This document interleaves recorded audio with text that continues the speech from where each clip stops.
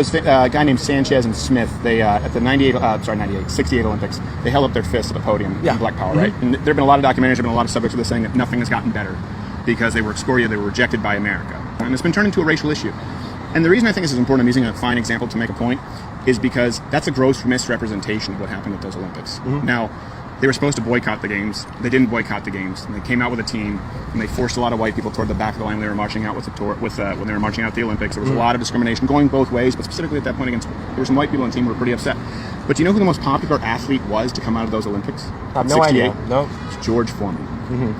You never heard of George Foreman? I've heard the name. I don't know. George Foreman Grill. Okay. The Grill. He was a heavyweight champion. The Rumble in the Jungle. Ali, George Foreman. Yeah, I'm 19 years old. Oh God, you gotta remember that. Well, I said he was one of the best heavyweights who's ever lived. Yeah. Okay, and he was embraced by the American public. They loved him. Now you cannot find more of a quintessential stereotype of an angry black man than George Foreman. He knocked everyone out flat. Yeah. He hurt them. Right. He was mean. And do you know why Americans embraced him? All he did was he went out, and when he won, he just had a little American flag. And do you know who excoriated him and who rejected him? Was the black community.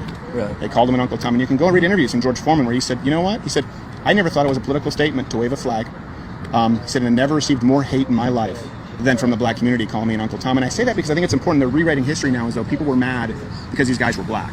And if you read interviews with these men, that's not really, they were actually quite racist. Yeah.